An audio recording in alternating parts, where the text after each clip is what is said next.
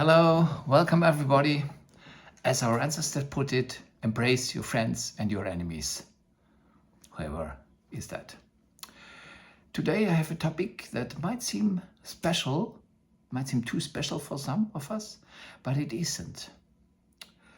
It is interesting for everybody who is interested in music, who practices as a musician, and who wants to know more about music. And this is what I put together now as what a music critic should be able to practice. So for a music critic, it is important that finally he can put into words what he perceived. And therefore, the last stage is not important for everybody, but it is very important, the first stage. So in the first place, everybody who wants to judge music making, judge music composing, which by the way is a very problematic term, everybody who wants to really know what is good and bad, or however, first of all has to train the perception. That means to really listen carefully to everything that comes across during the process. So you listen to a piece and you are with your total concentration, total dedication inside what happens. And of course, it's not only to get all the details consciously, but also to get what connects the details. Is the whole process coherent? Of course, you can always say we need experience for that. Yes, but we have to train with direction to get the experience we want. Otherwise, we will have experience, but we will have no criteria. And there comes the question of taste. Because many people say, yeah, it's totally subjective. Every critic has his own taste. And so, of course, there are some objective things like pitch, like rhythmically being together and these things, yeah, synchronicity. But it's not true. Not everything is taste. Not at all. Of course, for somebody who doesn't know anything, everybody is taste. That's true. So somebody would walk into a gallery with paintings and would say, I don't like this Van Gogh, or I don't like this Velázquez, or whatever, this Delacroix. Okay, so people who know would say, okay, you don't see it. It's bad taste, so to say, or it's no taste, or whatever. So, but we have so many totally uneducated people talking about music because everybody thinks he can talk about music and he can have a judgment about that just because of having listened to some things and having listened to some people talking about things and having adhered to some authorities and so on. No, that's not the point. This doesn't work. And many of them are music critics. And yeah, they will not learn all over their life, because they are convinced already that they found something where they can orientate on the outside, not inside themselves. That's the problem. So you can find inside yourself, but this is a very, very concentrated, serious, and also time-consuming training. But not so much time-consuming. If you are really dedicated to what you listen to, it will take much less time than, as it is usual today, you are always, there's some music and you listen with half an ear and like nothing will help you. Even it's the opposite direction it goes. You get confused. So you have to train to listen with total concentration, with total dedication to what is going on.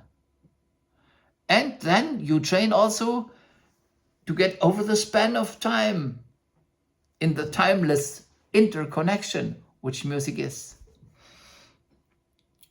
To experience how this is related to this, is related to this, beginning is related to end, is there a climax? All these things, where is the climax, and so on. So this means training your perception. Second thing, if you want to talk about it or if you want to write about it, you have to train that you express as closely, as clearly, as immediately what you experience. So you perceive, you experience something, and then you express in words. That's the next training. You describe what you experienced. And you train this description. And not in the words you find everywhere. Or you can do that, of course. You can use the words of some authorities. Or you try to find your own words. And you can exchange the words. It's not the words. It's what you experience. So, if you fall in love with somebody and you will only use the same 5 words, it will get very boring at some stage for this person after the first enthusiasm. If you have always the same words that others implanted and that you also reuse, and so at some time the person you love will say, do you have anything else to say to me? Is there anything else you like? And so on. Yeah. So to clarify inside yourself how to formulate what you experience. That's the second stage. It is, I can tell you, not as demanding as the first stage, but it is important to be able to describe exactly what you experience, as exact as possible, and to be always open to find better descriptions and, of course, to find clearer experience and so on. This is the second stage. And then the third stage is possibly that you have a judgment. This is absolutely not necessary. Only if somebody, but this somebody should be yourself, says, okay, is this really great music, first order? Is this a genius? Is this really bad? Is this performance really adequate? So with performances, it's for many people totally difficult to judge anything because they are used to some performances they experienced at an early stage in their life mostly. And this is what they still think is the normal thing. And from that, some things can be different and so on. But this is the so-called middle of the road. Even in British music criticism, we have this idea that middle of the road is the best. In some other countries, like Germany, we have the idea that the most interesting, the most extravagant is the best. Both things are totally untrue and not worth even consideration. So a score is not something which is just written there for a performer to improvise his ideas, his random ideas about, okay, we can do this way, this way, and so it's very often practiced like that. And everybody thinks, I listen to many recordings and then I find my way to do it differently. You have to go into the music and to find in the music how it develops. But this is a long training. At least if it's not long, it's a very intense training. The more intense you practice it, the less time it will take to get results. So then you can do a judgment or you can leave it. And if you are free, that you say, okay, I can give my judgment or I can also not give it, then you can judge, you are free. But before that, if you feel that I have to judge this because I have to prove that I have something to say, and no, okay, most people don't know even that. So they think, there's this judgment which is wrong, now I take the opposing judgment and so on. So, and I have to, this is what is right because I'm used to it, because I like it. And there are we back with taste. Many things you like might be totally wrong. So you always have to re-experience and go question yourself.